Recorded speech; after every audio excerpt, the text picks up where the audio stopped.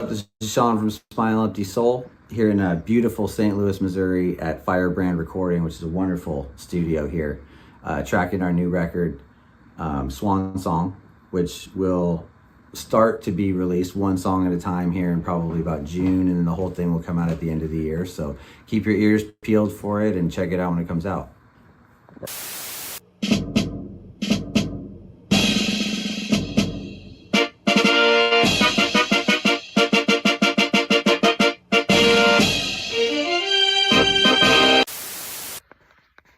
Hey, it's your favorite comedian Anthony Rogers, live in his tour bus, yeah. But also, you need to get a beard like this. People have been talking. They said your shit looks whack. It looks weird. They can't tell your pronouns. You need to get a beard like this right now. And the only way to do that is by using luxurious bastard beard oil. Great smell, great function, great everything. Just get this. And there's directions on how to use it if you know how to read. But use the link in the description. Go to the website. Use promo code LEGENDARY. Get a discount. Do it. Thank you. Bam.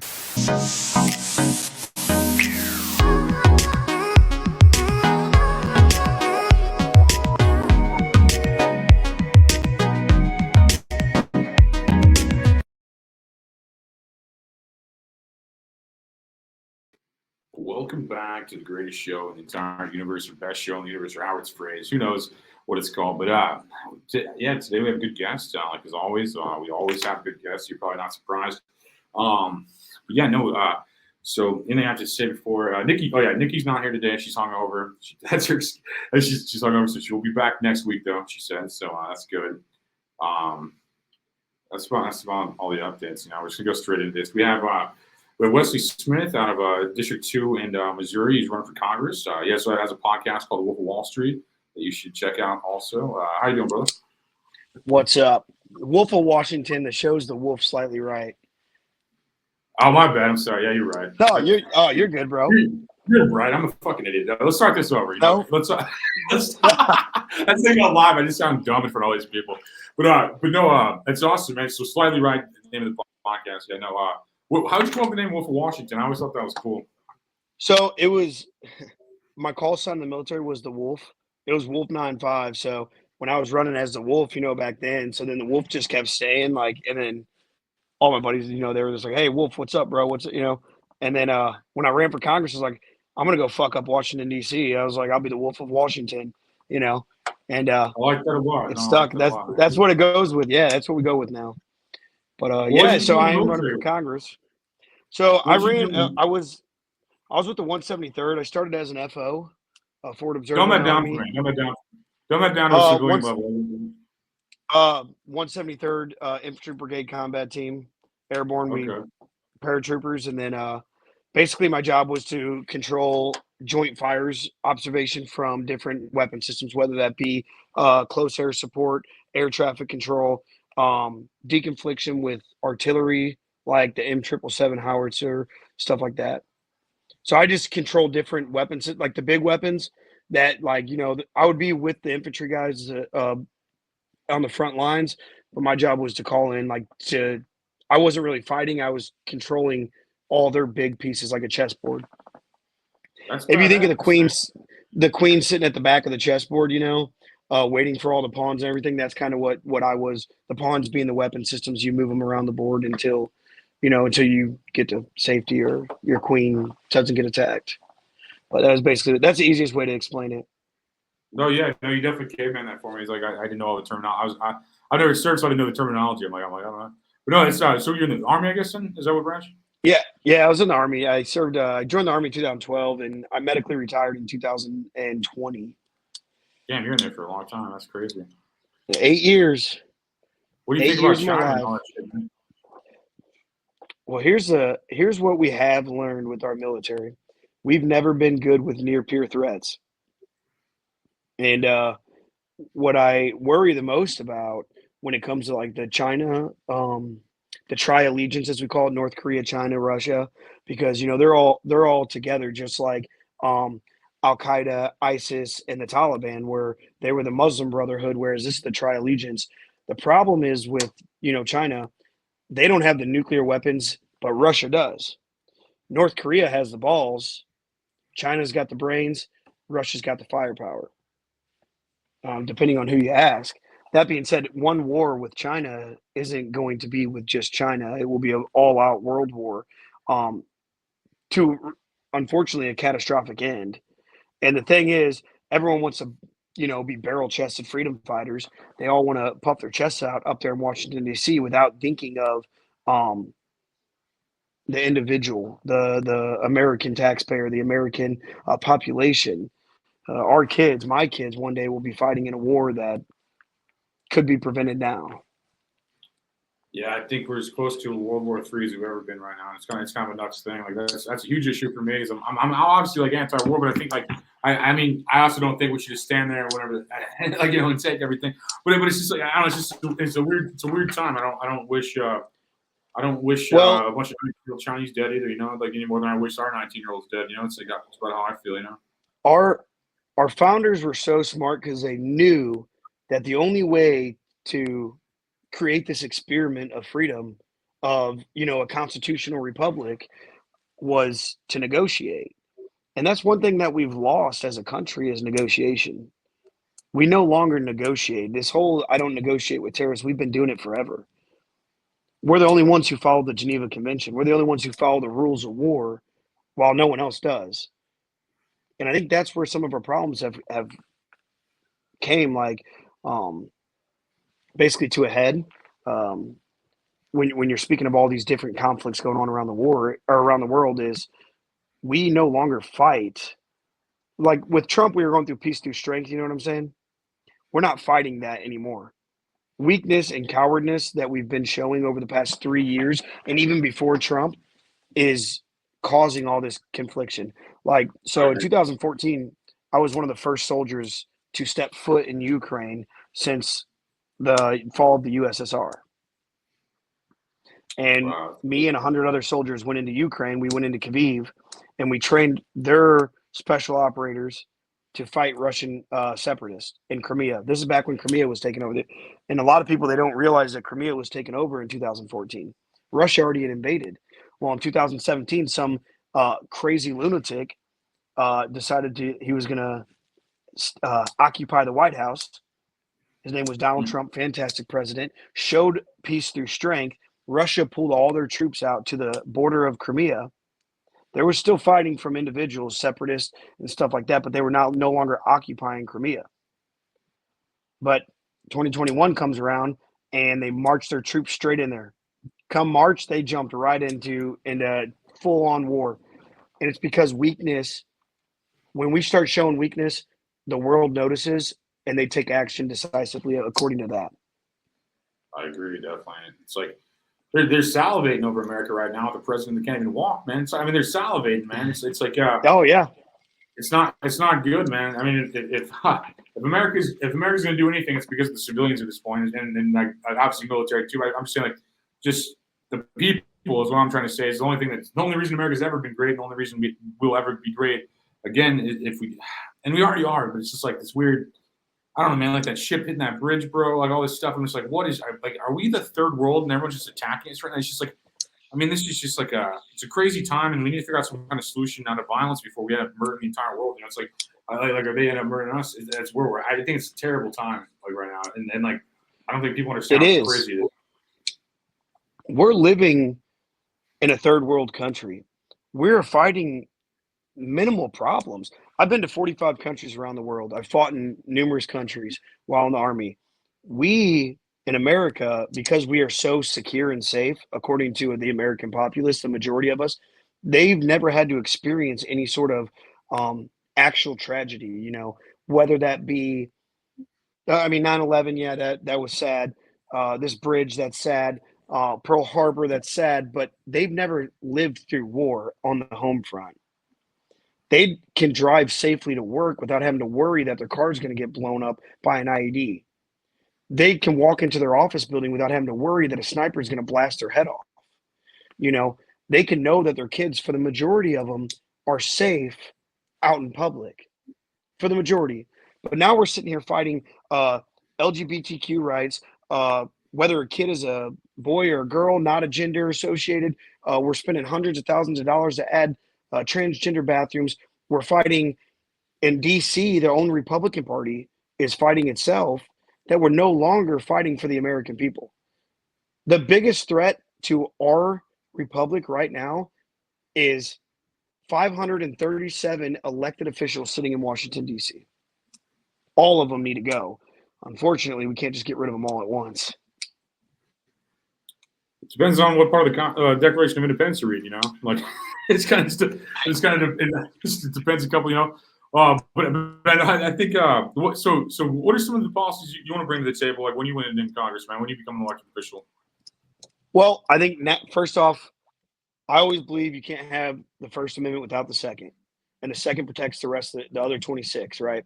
So that being said, constitutional carry should be legal throughout the United States. It shouldn't be just individual states that decide that, because the founders greatly expressed the need for a well-regulated militia, but also for the people to be in control of their firearms, because as shown through the 20th century and all the mass genocides and everything else, having a well-armed public prevents tyranny. And unfortunately, with all these states, a lot of blue states that are causing these red flag laws and everything else, the states are becoming terrible because the tyrants are fighting their own constituents. If that makes sense. I was trying to slow down there to think about it for a second. But yeah, look at Illinois, how hard it is to get a firearm and to get a FOIA card and all the other stuff you have to go through, the hoops you have to jump just to get a firearm.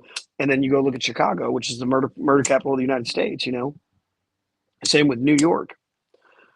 So anyway, that's one huge. They're already gone. I feel like New York and Los Angeles are already gone, man. Like the homeless population, all these, all the whatever they call the migrants, which is fighting age men from our enemy countries. I mean, they already have armies in those cities. We're basically just. I mean, I don't know how to describe. Those are already gone. I feel like, and those were hard cities to take. So I mean, I don't know how hard it's gonna be. I don't know. That's a crazy path to go down, but I was kind of thinking about that. I'm like, man, we were already invaded basically. So we need constitutional carry. We need to close the border, completely close the border. We need a mass deportation, because here's what is going to happen when Democrats take control of the White House, the House, the Senate. They are going to have mass amnesty for all these illegal immigrants, and it's going to continue to be a burden on the American taxpayer. And guess who? All these illegals who have a future are going to start voting. We're going to go into a one-party nation if Democrats get complete control. I think your Freudian slip was on point too. One world too. It's like It's not that far off. It's not that far off. No, it's nuts, man. I mean, yeah. It's like and then to break this down for people to understand, it's like they're just letting these. I mean, these people are admitting to being terrorists and stuff at the borders and stuff, and they're still allowed in. Like it is nuts. There's so many videos of these guys being like, "I'm a terrorist. You guys are idiots." I'm like, I know they're idiots. Like I agree with you. Yeah. It's like, and that was one thing. They say the number of illegals that came over under Biden administration is about 8.4. I believe the real number is about 21. That's 8.4 who were caught and released back in the United States. I think the accurate number is about 21 million illegals that have crossed the border in the past 3+ years.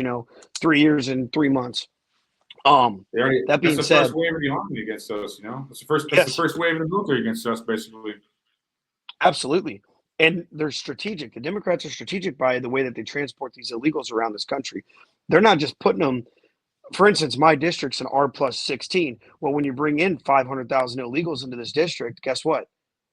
Are we going to be an R+16 this election cycle? We don't know. But when you strategically put them in St. Louis County, where they know, since we're not connected with the city, that they can sit there and run these illegals here and give them the right to vote, which luckily Missouri, we banned that, to where you have to be a citizen of this country and you have to have an ID to vote. But they're doing it to other cities around the country. And to take an election, as we've seen in 2020 when they stole the presidency, it doesn't have to be widespread voter fraud. Fulton County in Georgia, Maricopa County in Arizona, those two can flip an entire state. So you don't have to have it widespread in every single state. So, and then obviously, Oh, sorry. Go ahead. No, you go ahead, brother. You go ahead. You're the guest, man. Go ahead. So. Were you saying how do you stop widespread voter fraud? Or No, I was gonna ask you what your opinion on what your opinion is on like other countries like China buying Missouri land and stuff like that. What is your opinion on that? well, I don't know if you've seen the new law that just got passed last week. Nick Schroer, thank you if he's paying attention. Nick Schroer is one of my favorite state senators. Him, Mike Moon, Bill Eigel, which by the way, anyone should vote for him for governor, but it's beside the I'm point. voting for Bill Uh, too. I'm voting for Bill too, bro. Yeah. they just passed a bill that does not allow any foreign adversary to own land in Missouri, which means That we're just passed? taking our land back. Yeah, that did get passed. That got passed, and then as well as the Gold and Silver Currency Act, which basically any business in the state of Missouri that accepts any U.S. currency as legal tender, has to accept gold and silver. So gold and silver can now Cool. be used in the state of Missouri as currency. Well, that's good, man. That's good. It's already solved. Then good. Okay. It's like I was reading about that. I didn't know I didn't know it passed. That's amazing, actually. 'Cause I was hoping. It should be. Yeah. It should have been white. Well, it's waiting to get signed by the governor. We'll see. But I'm glad it got passed. Make Me them too, sell. man. Make That's them. awesome. And really, why even sell the land? Take it back. Make it Missouri land. What is China going to do if we take our land back and say, no, you don't get none of it? We're not going over there buying their land. They won't let us. Yeah, we can't. We can't. Yeah, no, and that's the thing about America's like that big older brother that just borrowed a bunch of money from a little guy called China. You know, it's like, hey, like you're just not getting it back, all right? And like, thanks for the trillions of dollars, China. You know, but you're not getting it back. We're bigger. You know, sorry about that, but Yeah. you know, and I think it's a good policy, honestly. And I'm glad Missouri's kind of doing that because like. I do feel safe here. I don't feel safe in most states, to be honest with you. I do feel safe in Missouri. I tell people this in Missouri. Missouri is like the icon of the entire union. We lead the charge on most things, whether it's abortion, whether it's the border security, whether it's sticking the middle finger to China. Missouri is great. We are a great Republican state. And by that, I mean, we're the first ones into the fight. We will fight we have been, Ken Bailey, great attorney general. He's running for attorney general again. I'll be voting for him. He's done great since he's taken over. You know, is he the best option? No, but neither was Eric Schmidt. You know, Eric Schmidt supported selling our land to China. I didn't support Eric Schmidt. So, I mean, it is what it is, but he's been fighting. He's been fighting for the American people. He sues every time the Biden administration has something radical that they want to enforce on Missouri constituents. He's the first one into the Supreme Court to be filing charges to fight against them. And that's what we have right now. We have a radical regime up there. A couple other things. Obviously, border security is huge. Another one is single action spending bills. That's it. One topic per bill. I don't care if it's 1 page, 17 pages, or 100 pages. And that's the other thing, page limits on bills. There's no more dumps. That's what they do in the court of law. They do evidence dump is what it's called. And they will drop it on your desk 2, 3 hours, 4 hours before you have trial. Here's 100 pages of evidence that we have against you. Represent your client. No, that's not how it works here. So we need to have, whether it's a page limit that we decide 200 pages is max, and it has to be 72 hours notice, which is why they're firing Mike Johnson right now as speaker, because he had a 1,708 page bill that he dropped on the desk and had a vote 24 hours later after they already passed the rules of the House. So single action spending bill, no more continuing resolutions. I don't care if the government shuts down for a year, 2 years, 5 years. If we have to shut down in order to not have a continuing resolution so we can get actual budgets passed for the 21st century, then that's what we need to do. So that being said, this is where I get people a lot. I think we can successfully lower the defense budget by $200 billion a year, have a stronger, more resilient, and better paid, better equipped military by lowering our defense budget. We used to waste money in the Army all the time. They still waste money all the time in the military, not just the Army. And it's a burden to the American taxpayer. Our soldiers get paid like shit, and they deserve better pay. We can give every soldier, every service member can get a 20% pay increase and still only cost the American taxpayer $2 billion. How, when we have a $784 billion a year budget for our military, our service members still getting paid these minimum wages with it's like $2.50 an hour because they're on call all the time. A lot of That's a these great service point. members, their days start at 5 o'clock. They're working 12 hours a day, 5 days a week before, if they have staff duty and stuff, which is a 24-hour duty on the weekend or kitchen duty. It's bullshit. And the only way we're going to fix it is if we get people in office that are willing to fix it, but they're all bought out by defense contractors right now. So just sending myself up there is not going to fix it.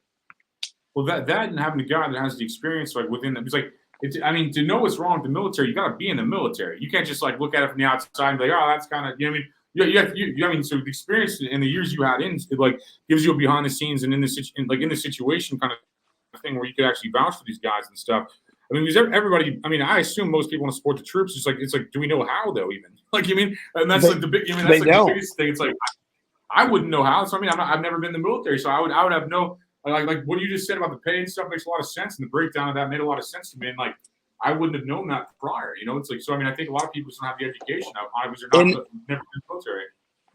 I think a lot of people don't realize how bad the pay is for the majority of service members.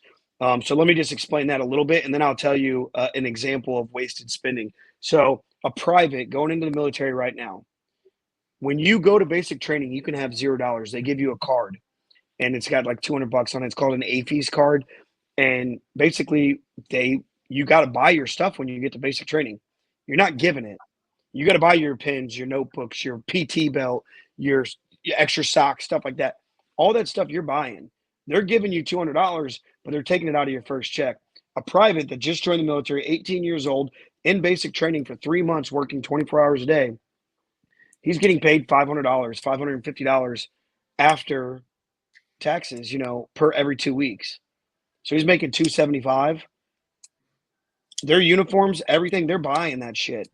My uniform that's hanging up, we do what's called payday activities once a month. You have to update your uniform, get it pressed, dry cleaned, put together, everything every once a month, and that costs right around $100. When you talk about soldiers, yeah, they get housing. Is it really housing when it's one big room with 100 individuals living in it, 8 washers and dryers, and there's bunk beds? You're either top bunk or bottom bunk, and you get a foot locker. Is that really worth that extra money? What about the food? Oh, they get food from the DFAC. There's a bag about yay big that has powder in it that they shake up with water, and you have eggs, and then they pour that watery powder onto a grill and it makes eggs. You have rubbery turkey sausage. Not everything's bad, but these service members, they're getting the money for food, but then they are forced to go to the DFAC and buy the food from the Army instead of going to the store and buying food. Most service members, they buy their own food too, so they can cook in their rooms. So you're stuck with these people who are getting paid $550 after taxes. If you have a car payment and a phone bill, you're basically screwed. That's a $500 car payment, $200 for insurance, and $100 for your phone. That's $800 of your $1,100 a month already gone. And then if you want a midnight snack, guess what? The DFAC is not open for you to get food. So they need to get paid better. Is 20% really good enough? I don't believe it is, but $240 a month extra is better than what they're getting now. Yeah, then they'll have $540. Crazy. That's $1,100 a month, nuts a month. That's crazy for them. I didn't know the military didn't get paid. Everyone makes it sound like they make a lot of money in the military. So I guess they just now you do. So like I got paid a lot of money in the military, but it depends on what job you have, whether you got an enlistment bonus. There's other things that make it seem more. That being said, if you're married, you have BAH and BAS. You get your food stipend and your housing allowance. So like, for instance, if I was living here in St. Louis, the Army would give me $1,400 a month to live here. Well, I could either rent a place, an apartment, a 1-bedroom, 2-bedroom apartment for, $1,100 or whatever it costs. So you can make more money doing that. And you could keep your BAS if you're married. But if you're not married, I'm talking about a single soldier living in the barracks. That's what most people probably start like that. Most people are probably 18 when they join. So you're talking about most of the military entry level, at least, that's crazy. Now, for instance, you can get paid more than, like I said, you're airborne, you get 150 extra dollars. If you're in combat, you don't pay taxes. There's tons of stuff. Like for me, I had a $60,000 reenlistment bonus. They gave me 20 up front and paid the 40 over the course of the rest of my contract. I mean, there is options. So that 40 over the next 5 years or whatever, that's an extra $800 a month or whatever it was at the time. But so you can get paid more, and there is that option. That being said, go look at the healthcare and stuff, because that's another one people argue. Well, they get free healthcare. You can say it's free healthcare, but is it good healthcare? No, it's not. These are people who they promise doctors who at the lowest level in their class, graduating class, hey, we'll pay off all your student loans if you come join us for 4 years. And you're getting Motrin, ACE bandages, and most of the time, the person taking care of you is your doc, your medic, who went to school for 6 months and was trained to do stitches and IVs. That's where your medicine's coming from. So is it really that great of healthcare? No, it's not. And that's why most of us have problems when we get out with pain in the backs and the necks, and they will just give them ibuprofen and water. So the military is not top of the line when it comes to what the average American person believes it is. And with them pushing the woke agenda too, it's not really helping that much, especially because we're down on our manning by 26,000 service members. Yeah. So they're recalling retirees now. It's nuts. Speak of wasted spending, and it's kind of like just one example of how stupid the military is when it comes to spending. So I was in Spain for a training exercise once. We drove Humvees and stuff up there from Italy to Spain. It was about a 6-hour drive. We had to have a police escort all the way up there. We brought our own tanker refueler with us as well, because we use JP8, fuel. We don't just use regular diesel, because military, they have everything on JP8. Anyways, so we're up there. We do our training for about 2 weeks, but we run out of fuel in our tanker. The normal person would say, what? What would you think we would do if we run out of fuel to get back? I don't even know. That's like a crazy scenario to me, bro. Like, I'm like, I don't even know. The average person would be like, oh, just refill the fuel tank and go back. That's what most people would say. No, this is what the military does. They'd rather line haul all the vehicles because we ran out of fuel. So instead of refueling, it's called a line haul. It's basically you put all of your equipment on a train and then ship it back to Italy. And again, this is like a 7-hour, 8-hour drive. We could have just refueled the fueler at one of the gas stations. But instead, the 10 trucks we had, we spent like $140,000 to move them from Spain 8 hours south to Italy, instead of just spending the $10,000 it would have cost in diesel fuel. That's crazy.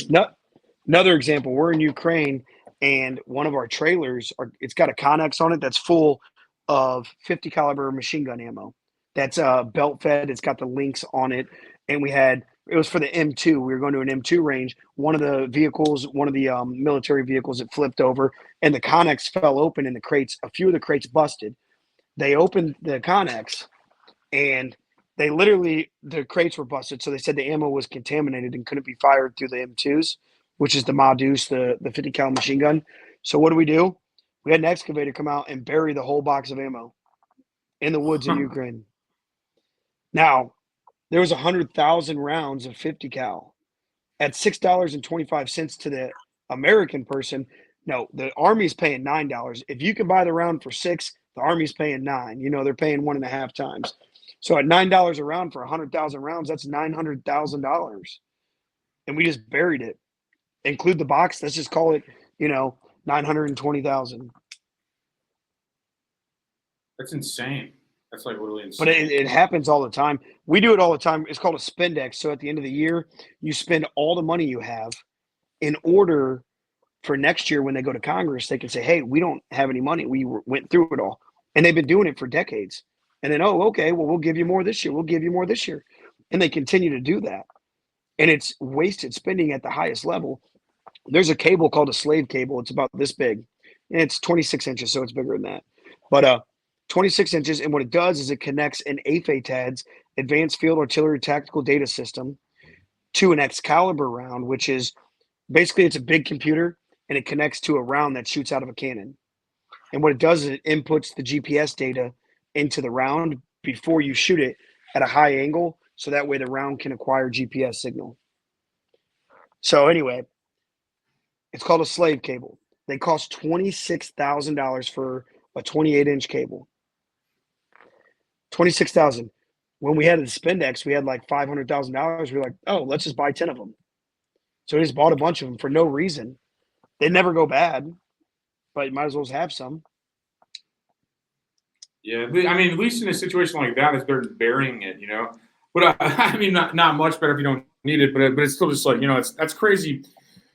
Yeah, I don't even know what to say, man. It's like that's just like a nuts thing, man. Like I can't. It's definitely a waste of money and time. Where like money is like very important, It's like I mean, and that's why I fully support. Like we need to downsize the fourth branch of government that was never elected. It's not in our constitution. We need to get rid of a lot of the three-letter agencies. The National Education Administration, the Department of Education, they all need to go. The FBI, the people are like, oh well, the FBI, we don't need the FBI anymore. They don't really do that much. We have U.S. Marshals that can do the same thing. It's basically the United States Sheriff. We don't need an FBI to be there. We have the CIA that can do the same thing, and our operators are everywhere. We have military contractors that are kick ass, that do more than the FBI do, more than the CIA does. So we need to downsize drastically, and we need to take away all their power. There should be no reason. Excuse me. Oh man, there should be no reason. Sorry about that. There should be no reason that we have a three-letter agency affecting the everyday Americans, especially people here in Missouri. For example, in 2021, they shut down one of the pork processing plants out here in Warren County, Missouri. Pork skyrocketed super high here. Well, what happened is all the farmers had to continue to feed their hogs because there's only one other processing plant in Missouri, in Hannibal. It was a 6-month backup to get to the one processing plant in Hannibal. Then they had to truck all their hogs from Warrenton up to Hannibal. It was outrageous. Pork was sky high, and it's because these farmers had to continue to hold on to their herd for another 6 months while they're waiting to get them processed. All because the Biden's crazy regime came in with the Department of Resources, or Department of, what is that stupid department that came in there? Not Department of, it's like land management. You know what I'm talking about? I'm trying to think of the EPA, Environmental Protection Agency. The EPA came in and said that the blood filters for the hog processing plant were leaking contamination into the river, so it shut down the pork processing plant. Non-elected bureaucrats came in here and shut down the processing plant, which affected thousands of Missouri farmers, not to mention, millions of Missourians that had to pay higher prices, which is just the beginning of the catastrophic failures of this regime that we have. So just another small example of why we need to downsize the federal government. Oh yeah, I mean it's mostly useless at this point. I mean they put us trillions of dollars in debt and they don't serve us. They don't do anything. I don't even see a purpose for the federal government at this point. From my perspective, I really don't see much of a purpose. The president, what does he do? He sells us out and fucking trips over his feet. It's just like it's just like not much of a sell point to me. And if this was a job, none of these guys would be able. These guys can't have a real job. That's why they go into politics, man. Like a lot of these guys. No one would hire this guy. If you hired somebody and he fell asleep and tripped over himself all the time and just sold you out to everybody else, would you keep him on staff? It's just like what? It's like nope. It just makes no sense. You wouldn't even last as an Uber driver. You wouldn't last as a delivery guy. You wouldn't. There's whatever job you wouldn't even. No one would. I just doesn't make any sense to me. I feel like we're being pranked all the time, man. It's like it's unbelievable and unfortunately it's not Biden. It's the American people. We have allowed this to become what our country's known for, and it's sad. It really is. It's not the country that I fought for. I tell you that much. It's not what I thought it was. We've allowed too much to happen to sit back any longer. We are going to lose this country come next year. if we don't stand up and take control. And if the American people don't want to take control, I know the American veteran will, and they'll take control by force. And it's really easy. I mean, they're kind of crybabies over there in Washington. Like, it's pretty easy to take over the entire Capitol in no time. I almost wonder if we've already lost. I mean, it's what it seems like to me. I mean, we're 3 years into a fake president. I mean, this guy's like obviously a puppet for something. You know, it's like, I mean, I don't know if it's Obama or the China or what. I don't know what the fuck. Was there globalists or all of the above? Or, you know, it's like, I mean, it's definitely a weird time, man. It's just like, I don't even know what to do. And like, I just watch this. I'm just like, what is going on? I'm like, can you act like we're free still? Can we still pretend freedom of press and speech and all that exists? Or, I mean, everything you told me in first grade is a lie. Like, I mean, it's just like, oh yeah, everything they tell you in the country's a fucking lie. You know, it's like, where's my freedom at? You know, it's like. And on top of that, people in Congress are quitting. We only have about 20 real representatives that are on the Republican side that are actually fighting for the American people. Matt Gaetz, Marjorie Taylor Greene, you know, those are a couple, but they're the only ones fighting. If the Republicans, because we've had so many resign, if we lose one more, we lose the majority. If one more person resigns before the end of this term, we don't even have a majority anymore. On top of the fact that they can't get along. Now, Mike Johnson, he absolutely should be removed. And I'm glad Marjorie Taylor Greene filed a motion to vacate the speakership because he deserves to be removed from office. He lied not only to his Republican colleagues, but he lied to the American people. He said he was going to fight for single action spending bills, a new appropriations committee, and guess what he did? He went and worked with the Democrats to get a continuing resolution in order to stop a government shutdown.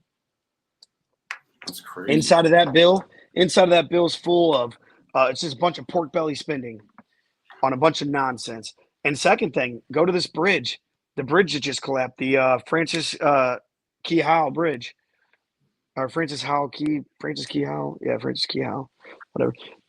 The bridge that just collapsed. You ask me, it's very suspicious, but I'm not going to get into conspiracies. Yeah. But I will get into this. There is no way in history, not one chance, not even the slimmest of thought that would cross my mind that it's on the American taxpayer to pay to get it fixed. That is absolutely asinine. It's the craziest thing. Guess what? The insurance is going to pay out for the dolly. They're going to pay out for the bridge. And you know who's responsible? Singapore. That's their ship. If not, give it to Belgium. Belgium's the one who chartered the ship. One of them two countries should pay for it. No way is America or Americans paying $1 billion to fix a bridge that we didn't crash into. Now, you ask me, I think it's very, very, very suspicious. I think it's very suspicious that the owner of the ship was Mitch McConnell's sister-in-law. She didn't die 6 days ago. She actually died back in February. People said that she died 6 days ago, but she didn't. I think she was assassinated just like the Clintons do. I don't know. Have you heard that story about her? I've not elaborated on that. That's interesting. I've not heard of that.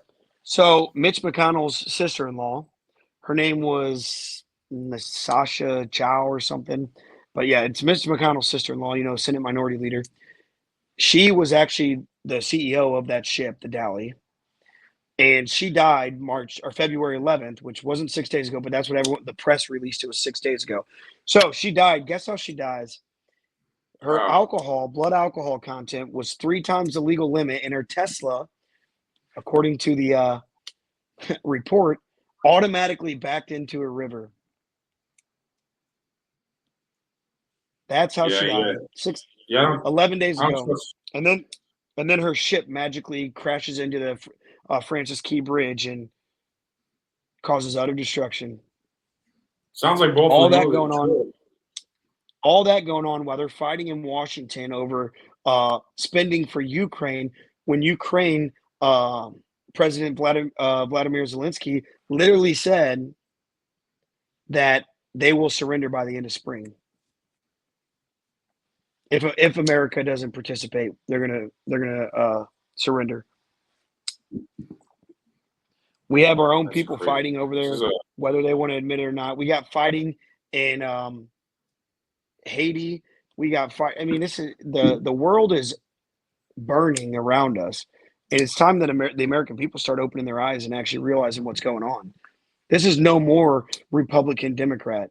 if you want to survive the catastrophic ending of the world, which is coming, because this isn't the game of, oh well, it's going to be a fight over in foreign lands. The fight's coming here, and it's not going to be fights with uh, Neanderthal tactics like it was in Iraq and Afghanistan.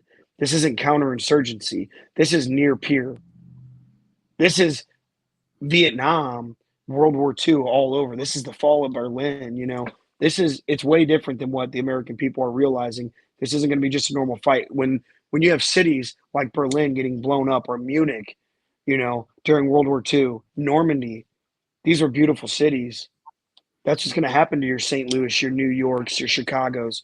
It's not going to be the same war that people are expecting, because our enemies are just as well, if not better, equipped in some aspects than we are.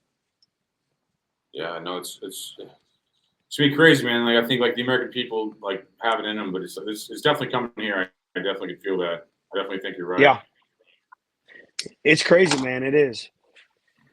It's crazy, but I don't have that much more time. My phone's only on 2%. It's going to cut out on you one of these in any minute now, Anthony. Well, yeah. Throw out any links to your show or anything like that, and I appreciate you coming on. Yeah. I really appreciate it too. So, Facebook, it's the Wolf of Washington. Online, thewolfofwashington.org, and then YouTube. I'm not on Rumble yet. I'm going to get on Rumble though, and Rumble is. Well, not Rumble. YouTube's The Wolf of Washington. The show's called The Wolf Slightly Right, and we're still working on getting everything transferred over to Apple and Spotify. Cool, man. That's one thing I haven't got yet. Good Hey, I appreciate it, talking Anthony. to you. Yeah, always, Likewise. man. Thank you so much. See you. Yeah. Have a good night. All right, and thank you all for watching. A little bit shorter episode tonight, but Wesley Smith, running for Congress out of Missouri 2nd District. Good talking to him as always. A cool guy. Check out his show. I'll be back Monday. So big week next week with guests. I appreciate all you watching. Thank you all. Thank you, Rumble, for as always, and it'll be on everything after it's on Rumble. It's on Monday through Thursday. We're live on Rumble, and then we go to everything else afterwards. So like Spotify, Apple Podcasts, all that stuff afterwards. So yeah, no, thanks for watching. Have a good weekend. Have a good time. Thank you all.